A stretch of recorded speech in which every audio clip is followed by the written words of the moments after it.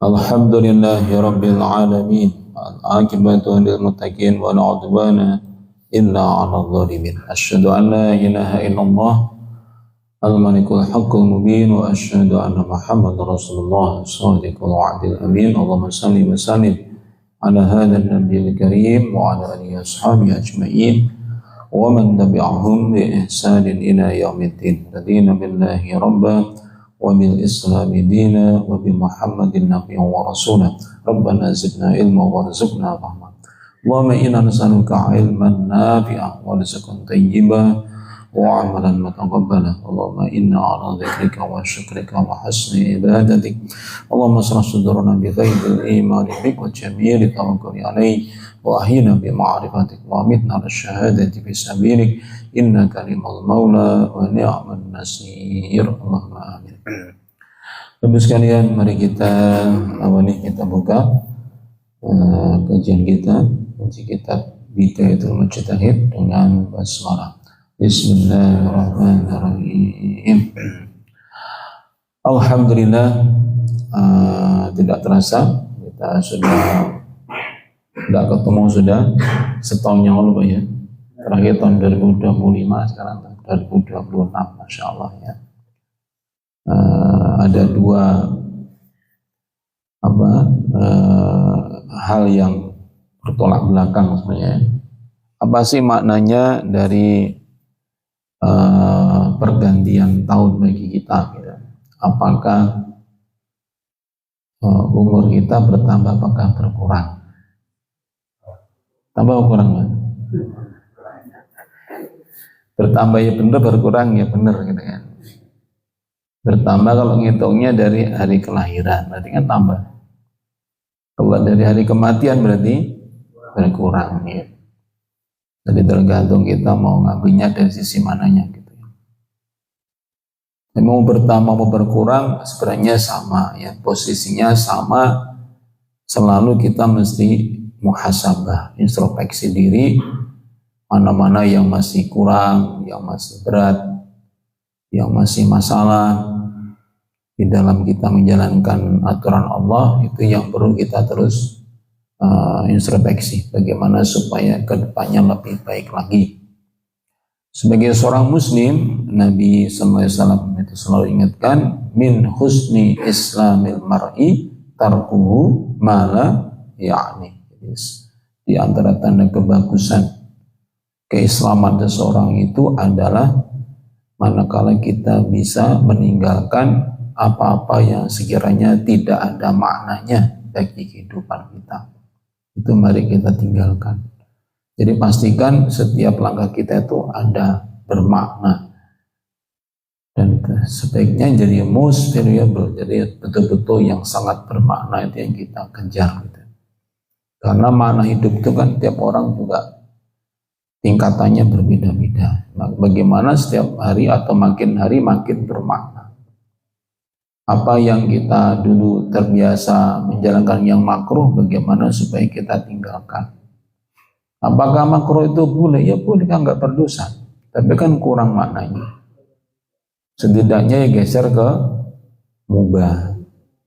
Mubah juga itu kan perkara yang bagi orang ngejar makna ya sebenarnya ya kurang. Kita kejar ya gimana supaya kita nggak berputar di urusan makruh sama mubah, tapi gimana supaya bisa yang lebih tinggi lagi. Itu yang lebih bermakna bagi kita. Gitu ya. Baik sekalian, kita masuk pada tema baru dari ngaji kita Bidayatul Mujtahid ini, yaitu masuk ke tema tentang masalah ke-9, yaitu ikhtalafu fil kunut. Ya, para ulama berbeda pendapat tentang masalah kunut. Nah, ini yang masalah yang sangat klasik ya, yang bahkan berkepanjangan di kalangan kaum muslimin, sering terjadi gesekan. Bahkan di Malang juga pernah ada itu yang imamnya ditarik ke belakang supaya membatalkan jamaahnya karena tidak doa kunut, ada gitu ya, belum lamanya ada gitu.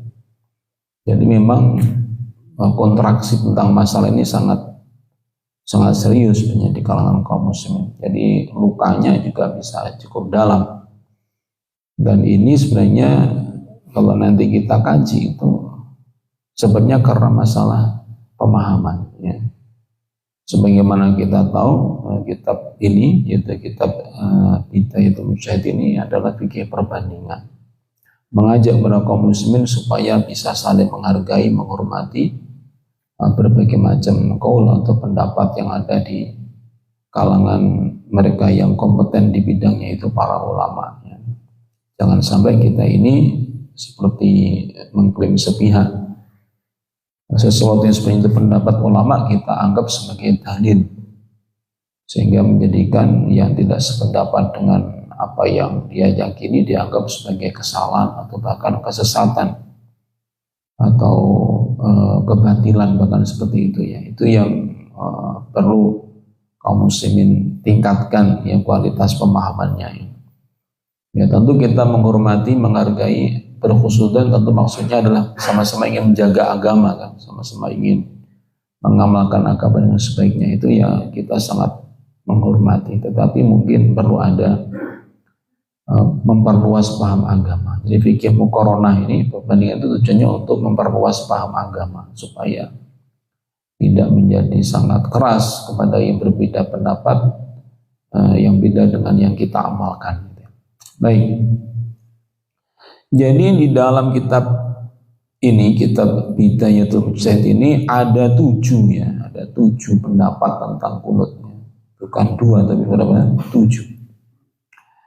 Fadhaba Malikun ila anal kunuta fi salati subhi mustahabbun. Pertama, Imam Malik berpendapat bahwa kunut subuh itu adalah mustahab alias sunnah. Bahasa sunnahnya mustahab ini kalau dalam mazhab Maliki adalah, kalau bahasa mazhab Syafi'i itu sunnah ghair muakkadah. Sunnah yang tidak muakkad ini mustahab. Kadang-kadang disebut begitu, kadang-kadang ya sama maknanya dengan sunnah, hanya beda istilah saja. Kayak kita mengatakan disunahkan, dianjurkan, apa bedanya? Ya maksudnya sama, kalau bisa dilakukan gitu ya. Itu mazhab Maliki. Mazhab Asy-Syafi'i ila annahu sunnah, sedangkan mazhab Asy-Syafi'i, Imam Asy-Syafi'i berpendapat kunut subuh itu sunnah. Mazhab Abu Hanifah ila annahu la yajuzu al-qunutu fi salati subhi, sedangkan mazhab Hanafi atau Imam Abu Hanifah berpendapat bahwa tidak boleh, kunut subuh itu enggak boleh. Wa ana kunuta innama maudi'uhu al-witrah. Terus bolehnya gimana kalau mazhab Hanafi itu hanya ketika sholat witir saja. Jadi malah di waktu sholat sunnah. Itu kalau mazhab Hanafi. Kemudian yang lainnya nggak disebutkan ini siapa, tapi ini ada. Ini adalah ditulis oleh Ibnu Rushd. Syekh Ibnu Rushd ini hidup di Andalusia. Beliau bermadzhab Maliki. Dan beliau lebih duluan usianya daripada Imam Al-Qurtubi, bapak mufasir kenamaan itu. Tapi di bawahnya yaitu Abu Umar Ibn Abdul Bar yang merupakan seniornya, terpaut 50 tahun usianya kematian beliau. Ini adalah 3 ulama yang terkenal dalam mazhab Maliki, itu adalah Abu Umar atau Ibn Abdul Bar, kemudian Ibnu Rushd ini, kemudian adalah Imam Al-Qurtubi. Ini 3 ulama bermadzhab Maliki yang masyhur di dunia Islam. Nah, beliau sebut wa qala qaumun bal yaqnutu fi kulli salatin. Ada juga segolongan ulama yang menganggap bahwa kunut itu adalah mestinya dilakukan setiap sholat, ya, mau wajib, mau sunnah, mau waktunya kapanpun. Ada yang berpendapat demikian. 4 ya, 4 atau 5 tadi, Maliki, Asy-Syafi'i, Hanafi. Nah yang keempat barusan. Nah yang kelima adalah qala qaumun la kunuta illa fi Ramadan. Ada lagi yang berpendapat bahwa kunut itu hanya ada di waktu bulan Ramadan. Itu yang kelima. Yang keenam, waqala qaumun bal fin nisfi al akhir minhu. Yang keenam itu Ramadan tapi tidak sebulan penuh, tapi hanya separuh yang terakhir saja, mulai malam ke-6, 15 atau ke-16 sampai akhir. Dan yang terakhir, waqala qaumun bal fin nisfi al awal minhu. Nah, yang ketujuh adalah Ramadan tapi hanya separuh yang pertama saja. Jadi hari malam pertama, malam ke-14, malam ke-15. Jadi ada 7, Pak. Ada 7 pendapat yang direkam oleh Ibnu Rushd dalam kitab ini, yang tentu saja ini bukan disampaikan oleh orang awam. Ini adalah para ulama yang kompeten di bidangnya. Meskipun nanti dari 7 ini yang populer akhirnya adalah 4 ya. Nah, ini sekarang saya tambahkan, maksudnya saya geser ke kitab yang lain untuk lebih komprehensif. Ini nanti mohon maaf saya mungkin agak menerjang waktu syuruk ya. Apa panjenengan yang ada udur, ada perlu, nggak apa panjenengan izin untuk keluar rumah, karena ini agak panjang sedikit ya daripada biasanya. Daripada nanti saya putus, nanti khawatirnya nggak komprehensif, jadi khawatir salah paham gitu ya. Jadi mohon bersabar gitu ya, kalau nanti lewatnya. Baik, saya langsung saja. Ini kalau kunut itu secara bahasa itu artinya beberapa, artinya ketaatan, satu artinya ketaatan, yang kedua artinya sholat, yang ketiga artinya adalah turul qiyam, lamanya berdiri ketika sholat. Ini tiga definisi dari kunut. Ini saya ambil dari kitab ensiklopedia, yaitu Al-Mawsu'ah Al-Fiqhiyah Al-Kuwaitiyah. Jadi ensiklopedia fikih yang ditulis oleh kumpulan ulama yang ada di Kuwait. Ini termasuk kitab yang modern, yang baru. Baik. Nah, beliau ini, para ulama ini, saya tadi baru mikir keket mau kayaknya wong teko sing nggawa popon baru datang ternyata. Tak kira gak ono kon poso arep persiapan Ramadan mungkin untuk sekarang nggak usah disukui belas, dan ternyata adanya, alhamdulillah. Baik, kalau di dalam kitab ini bukan 7. Al-kunutu munhasirun fi salasati mawatin. Ya, itu kunut ketika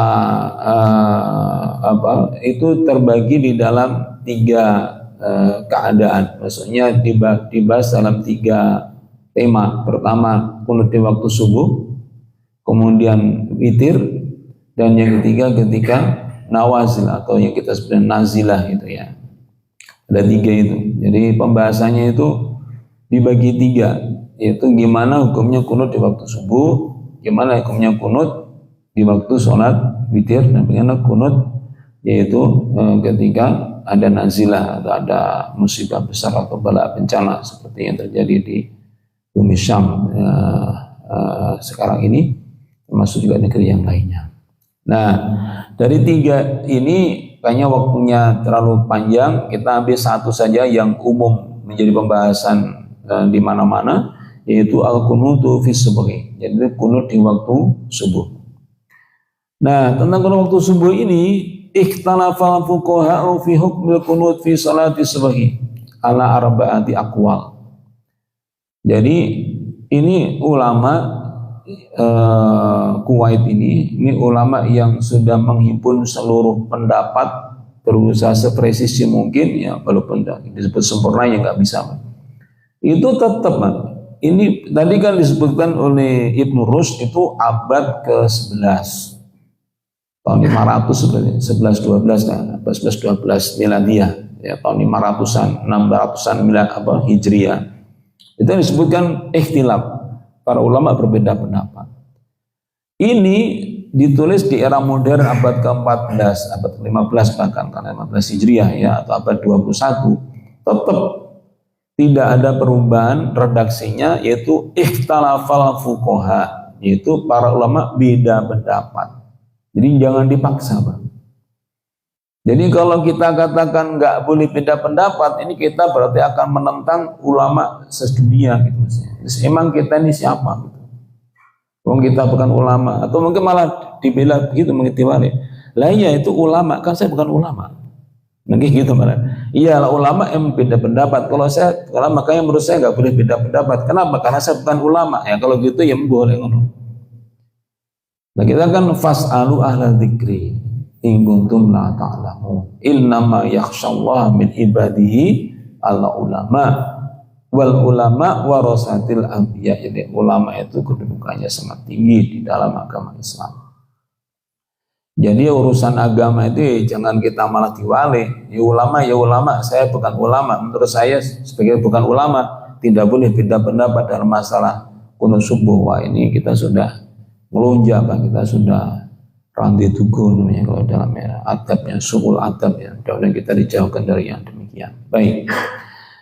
Nah, tentang kunut subuh ini, khusus kunut subuh itu menurut Al-Musu'ah Al-Fiqhiyah Kuwaitiyah ini ala arba'ati aqwal, ada 4 pendapat. 4 bukan 2, bukan juga 1 tapi 4. Yang pertama ini ada 3 madhab, yaitu madhab Hanafi, Hambali dan As-Sawri. Nah, ini yang mungkin kita perkenalkan supaya kita jangan mengatakan madhab itu cuma 4, yang paling masyhur 4 itu benar. Tapi kalau hanya 4 itu keliru. Karena ada madhab yang lain, misalnya madhab As-Sawri, Al-Auza'i, contohnya yang populer selain 4 itu. Tapi di bawahnya populernya. Apa itu? Ketiga ulama ini, yaitu ulama bermadhab Hanafi, ulama bermadhab Hambali dan bermadhab As-Sawri, wa huwa anal kunuta fi subhi ghairu masyru'. Menurut ketiga madhab ini bahwa kunut subuh itu tidak disyariatkan. Ghairu masyru', tidak disyariatkan. Jadi kalau kita selama ini mengatakan enggak kunut subuh itu enggak disyariatkan, itu kita jangan dibilang kita itu menemukan ijtihad baru, menemukan hukum baru, bukan. Itu sudah dipegangi pendapat itu oleh ulama yang bermadhab Hanafi, Hambali dan As-Sawri. Wa maruyun an ibni Abbas wa ibni Umar wa ibni Mas'ud wa Abi Darda radhiyallahu anhum. Dan ini sumbernya ini diyakini dari sahabat Abdullah bin Abbas, Abdullah bin Umar, Abdullah bin Mas'ud dan Abi Darda. Wah ini memang kalau disebut kalibernya ya ulama semuanya, ulamanya sahabat ini. Yang saya katakan 3 Abdullah. Di zaman sahabat Nabi itu ada 3 Abdullah yang menjadi ulama. Satunya Abdullah ibn Abbas, satunya Abdullah ibn Umar, satunya Abdullah ibnu Mas'ud. Ini 3 ini ulama yang sudah dikenal ulama di zaman Nabi, sudah jadi ulama. Ya, oleh semenjak Nabi itu sudah jadi rujukan ketika Abdullah ini. Dan Abu Darda itu waqala Abu Hanifah al-qunutu fil fajri bid'atun. Bahkan kalau diperinci dari 3 madhab ini, itu yang bisa dikatakan paling keras itu adalah madhabnya Abu Hanifah. Imam Abu Hanifah mengatakan bahwa kunut di waktu subuh itu bid'ah. Nah, bid'ah di sini maksudnya bukan bid'ah dolalah. Jangan sampai kita mengatakan bid'ah yang dolalah. Tapi maksud bid'ah itu sesuatu yang baru. Maksudnya Nabi tidak melakukannya kalau sifatnya permanen setiap subuh. Dan ini pandangannya Abu Hanifah. Makanya kalau ada yang mempermanenkan setiap subuh, itu diyakini sebagai hal yang baru oleh Imam Abu Hanifah. Baqala Abu Hanifah, kemudian ulama bermadhab Hambali Al-Hanabilah mengatakan yukrah, itu dimakruhkan. Jadi madhab Abu Hanifah itu yang paling keras itu menyatakan sebagai bid'ah dalam arti ya sesuatu yang baru yang dulu tidak ada di zaman Nabi, tidak. Masih tidak ada itu permanennya. Kalau adanya semua meyakini ada semua. Pernah minimal, kalau itu dibilang pernah, semua mengatakan itu pernah. Itu ada dalam kitab Majma' al-Anhar juz 1 halaman 129 yang menyatakan Abu Hanifah itu bahwa kunut fajr itu adalah bid'ah. Kemudian kalau ulama bermadzhab Hambali menyatakan itu yukroh, yaitu dimakruhkan. Ya, ini ada dalam kitab Syarh Muntaha Al-Iradat juz 1 halaman 228 dan Kasyaful Qana juz 1 halaman 493. Nah, ini kalau yang disebutkan secara sharih oleh dua ulama, yaitu Abu Hanifah dan ulama yang bermadzhab Hambali. Wastadallu ala dzalika bima warada anna nabiyya qanata fi salatil fajri syahrun yad'u fi kunutihi ala ahya'in min ahya'il arab summa tarakahu. Nah, ini kalau saya sebutkan pangkal, bisa dikatakan setelah saya coba untuk merenungkan itu, ini betul-betul yang menjadi sumber segala sumber perbedaan itu hadis ini, Pak. Yaitu bahwa diriwayatkan bahwa sesungguhnya Nabi itu kunut di waktu subuh itu selama sebulan, yang isinya mendoakan di dalam kunutnya beliau itu kepada qabilah-qabilah di antara qabilah Arab yang ada. Summa tarokahu, kemudian beliau meninggalkannya. Nah, ini yang jadi apa ya, bisa dikatakan pangkalnya kata-kata summa tarokahu, kemudian beliau meninggalkannya. Ini kalau nanti dengan yang izin saya sampaikan bocorannya gini, Pak. Kata meninggalkannya, ditinggalkan apanya, itu yang beda pendapat. Bagi golongan ulama yang tidak mau kunut, itu yang ditinggalkan yang kunutnya semuanya itu.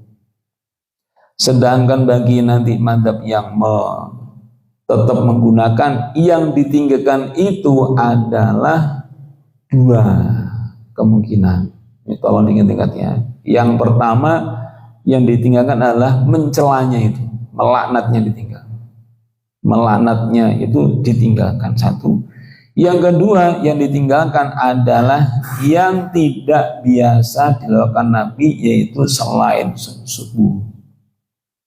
Karena ketika kunut nazilah kan setiap 5 waktu kan, ketika kunut nazilah. Nah, setelah ini hadis ini menyatakan tidak lagi 5 waktu, tetapi hanya sholat subuh, dan tidak ada celaan kepada orang-orang yang membantai kaum muslimin.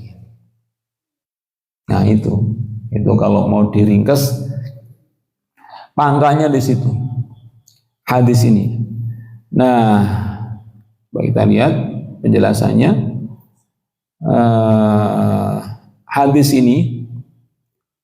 yang barusan saya baca ini ada dalam Sahih Al-Bukhari, Sahih Muslim, dari sahabat Anas bin Malik. Ya. Jadi ini hadis ini ya dinyatakan valid, sahih oleh para ulama hadis. Tetapi sekali lagi yang valid, yang sahih adalah redaksinya dan sanadnya. Nah, ternyata meskipun sudah dinyatakan valid, yang beda apanya? Pemahaman atas hadis itu. Tadi saya sampaikan, makna summa tarokahu ini beda pendapat di kalangan para ulama gitu maksudnya. Kemudian beliau meninggalkannya itu bagaimana? Ya, ditinggalkan apanya? Apakah kunutnya? Apakah selain subuhnya? Apakah laknatnya? 3 ini menjadi sumber perbedaan pendapat. Ini tolong dipahami, Pak. Ini penting. Tapi jadi maksudnya jangan jelas-jelas dalilnya ditinggalkan kok masih melakukan. Iya, yang ditinggalkan apanya? Bagian mana yang ditinggalkannya? Karena hu ini tarokahu, ya, hu ini kalau diramu dengan beberapa mangkap dalil memang mungkinkan buat 3 itu. Bisa yang ditinggalkan tuh kunutnya ditinggalkan selamanya, setelah itu Nabi nggak pernah kunut lagi. Bisa maknanya ditinggalkan adalah selain subuh. Bisa yang dimaknai yang ditinggalkan adalah melaknatnya dalam kunut itu.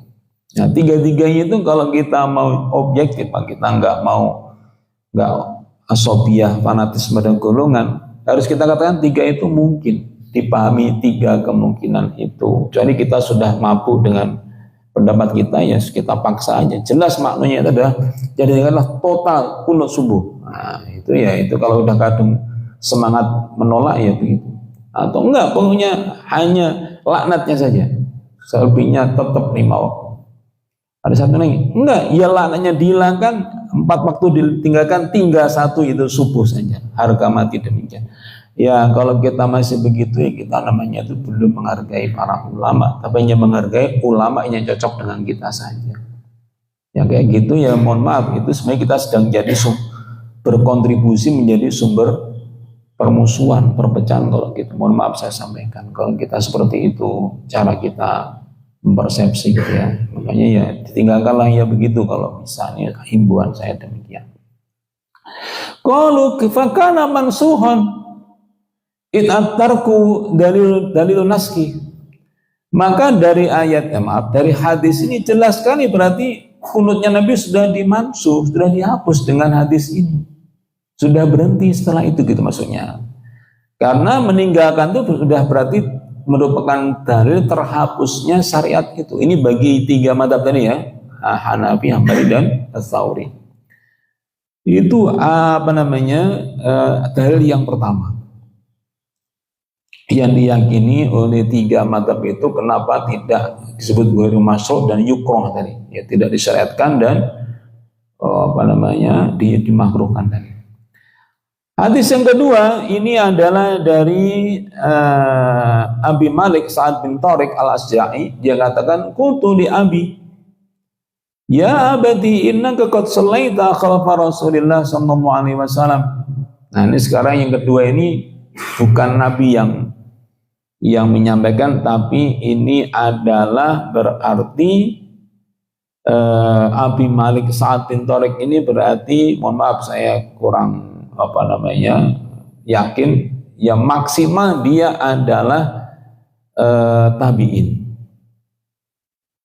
Maaf, maksimalnya sahabat sigor, jadi sahabat yang kecil banget yang nggak pernah bertanya kepada Nabi langsung. Ya, maka dia tanya kepada bapaknya, wahai ayahku, bukankah engkau pernah sholat di belakang Rasulullah? Pernah sholat di belakangnya Abu Bakar? Pernah sholat di belakangnya Utsman dan juga di belakangnya Ali.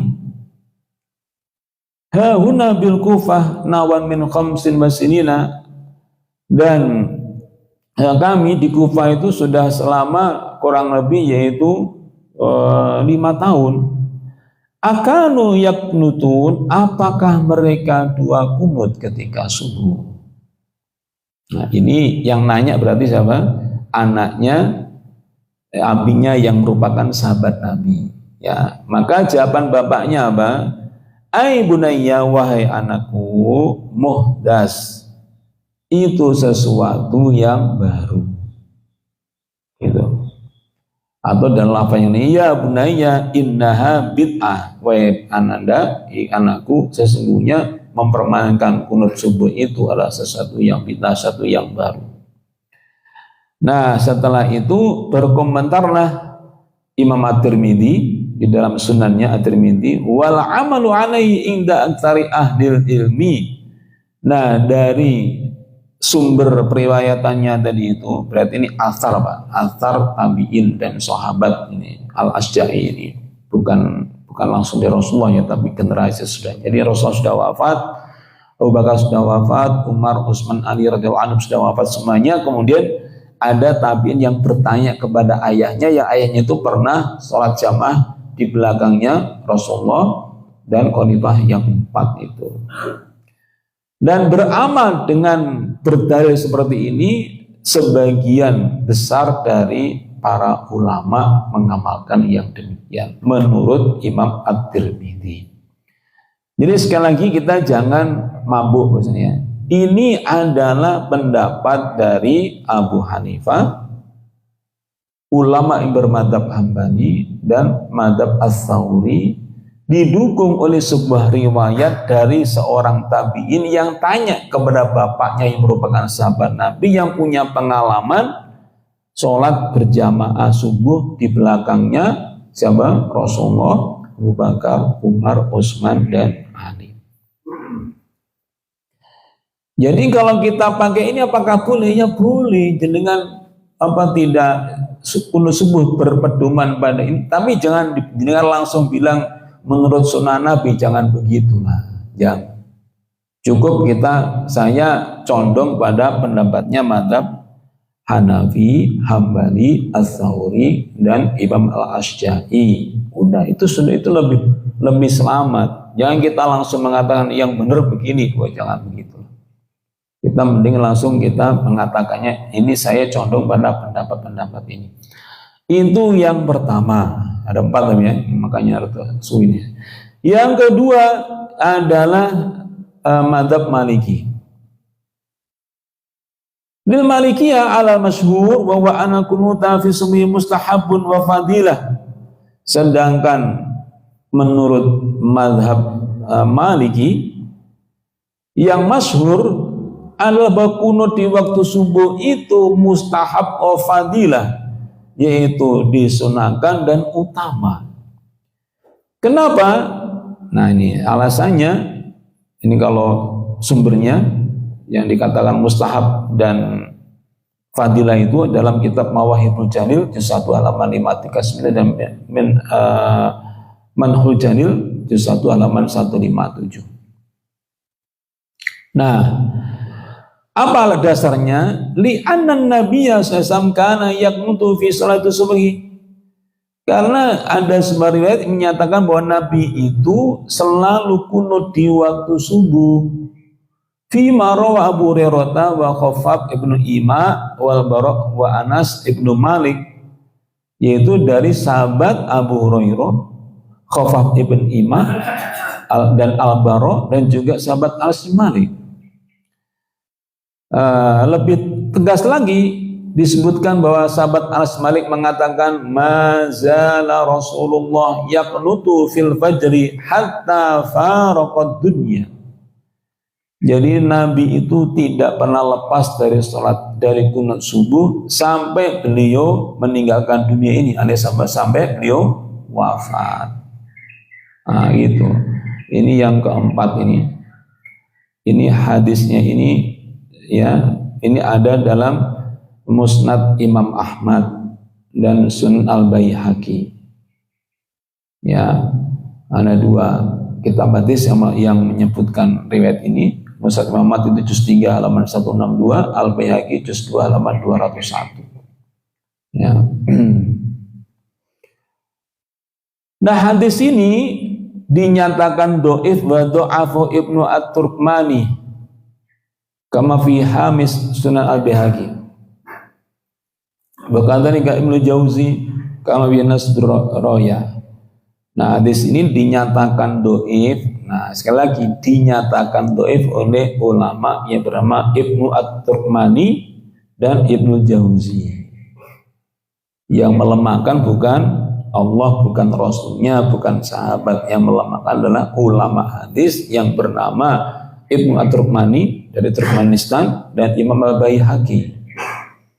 Ya, artinya dilemahkan itu bukan mutlak, yang melemahkan juga ulama, yang mensahihkan juga adalah ulama juga gitu ya. Jadi sama-sama ulamanya. Baik. Nah, waqala Ali bin Ziyad biwujubil kunut fi subhi. Bahkan seorang ulama Ali bin Ziyad mengatakan wajib kunut subuh itu.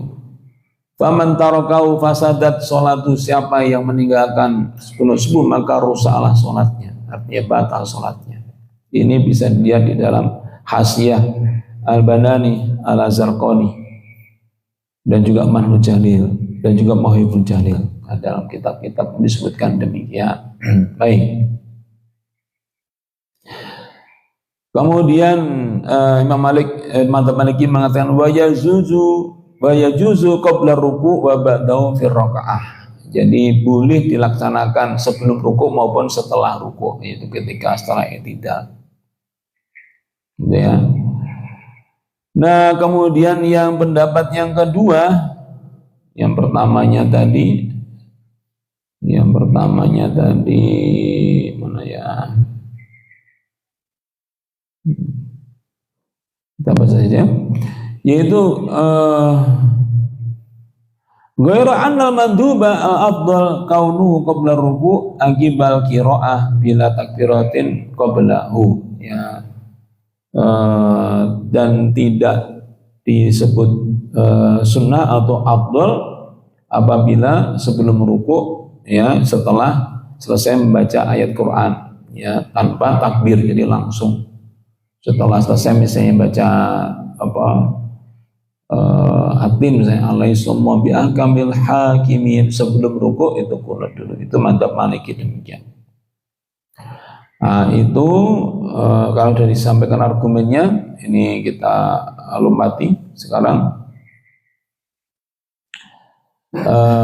Kemudian pendapat yang ketiga, yaitu ulama Asy-Syafi'iyah yang bermadzhab Asy-Syafi'i, bahwa ana kunuta fi salati subhi sunnah. Menurut Imam Asy-Syafi'i, madzhab Asy-Syafi'i, kunut subuh itu sunnah.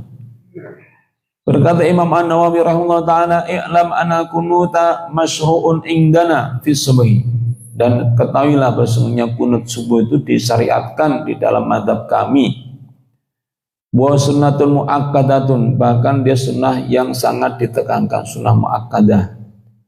Dasarnya apa? Dasarnya lima rawa Anas bin Malik radhiyallahu anhu, dasarnya dari sahabat Anas bin Malik, yaitu radhiyallahu anhu dikatakan mazala Rasulullah SAW yaknutu fil fajri hatta faraqat dunya. Rasulullah itu tidak pernah lepas dari kunut subuh sampai beliau wafat.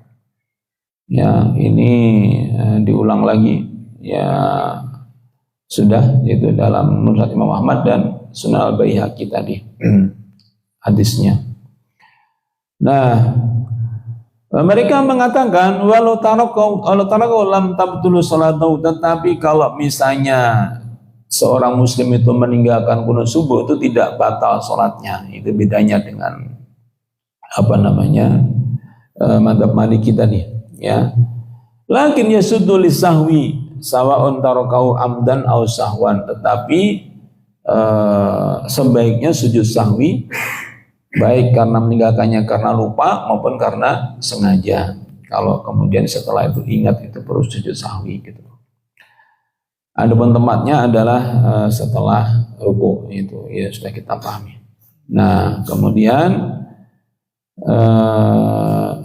yang terakhir, yaitu yang keempat, pendapat yang keempat,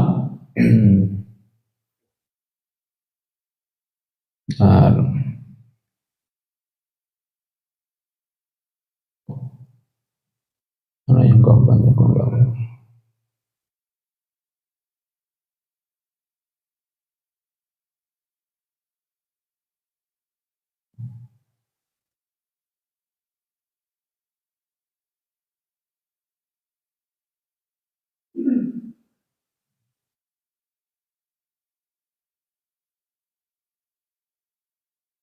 iya, tidak disebutkan di sini yang keempatnya, berarti yang tertulis hanya 3 tadi. Karena memang kalau 4 madzhab sudah masuk di dalamnya. Jadi yang satu adalah tidak disyariatkan, yang satu mustahab dan fadilah. Bedanya waktunya bisa sebelum sama sesudah ruku. Kemudian yang ketiga adalah sunnah muakkadah dan supaya sujud sahwi kalau tidak melakukannya, tapi tidak batal sholat subuhnya andaikan tidak tidak kunut di waktu subuh itu. Nah, itu Bapak sekalian petanya, ya. Petanya demikian, kita batasi ada hanya bab tentang kunut subuh. Jadi pesan dari 2 kitab ini, baik itu Bidayatul Mujtahid maupun Mawsu'ah Fiqhiyah ini, sama-sama yaitu ini merupakan ikhtilaful fuqaha awil ulama, merupakan perbedaan pendapat. Jadi mari kita saling menghormati, menghargai pilihan yang ada. Di masjidnya udah biasa nggak kunut, ya silakan dilanjutkan tidak kunut. Yang biasa kunut, ya silakan kunut. Kita juga jangan antipati sebagai jamaah, itu udah usah kita saya nggak mau lagi sholat di situ karena pahamnya beda sama saya. Mari kita cobalah mengurangi yang demikian-demikian. Bahkan kalau perlu kita itu malah sengaja untuk sholat di masjid yang kita beda, untuk kita melatih tasamuh supaya kita itu bisa melembutkan hati kita, nggak egois, nggak kemudian merasa benar sendiri, tidak merasa kita satu-satunya pemegang kebenaran, tapi kita itu malah berusaha untuk membersamai meskipun berbeda dengan kita. Itu merupakan akhlak yang sangat baik, ya, akhlak yang sangat baik.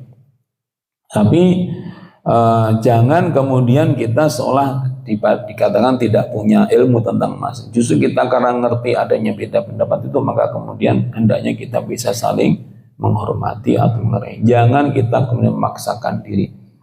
Adapun namanya masjid kan punya takmir, ya, takmir punya kebijakan, ya kita hormati. Kalau takmir di sini memang tidak membiasakan kunut subuh, ya kita hormati. Atau itu ada yang ulama yang kompeten di bidangnya diikuti. Sebagaimana masjid yang dari awal takmirnya menetapkan kunut subuh, ya itu harus kita hormati juga, karena juga mengikuti ulama yang kompeten di bidangnya. Ya, kita ini sebagai makmum, ulama makmum yang kita menyesuaikan dengan tetap bisa menikmati, supaya kita jangan pilih-pilih masjid, ya, kecuali kalau pilihnya karena faktor kesehatan, cari yang dekat karena kesehatan, ya nggak ada masalah. Kalau karena beda paham kita kemudian menjauh, ya janganlah demikian. Meskipun kita mungkin tidak harus selalu di situ, tapi kita usahakan kita masjid itu ya beberapa masjid lah kita biasakan untuk tidak terus-terusan di sebuah masjid. Itu saya kira sekalian ya yang bisa saya sampaikan. Mohon maaf kepanjangan. Ada yang mau ditanyakan? Iya.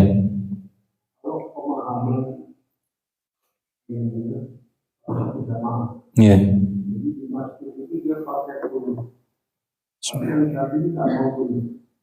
Apanya? Kita sebagai makmum kadang-kadang nggak ikut balikannya juga gitu. Ada jamaah yang tidak kunut tapi dia melakukan kunut ini.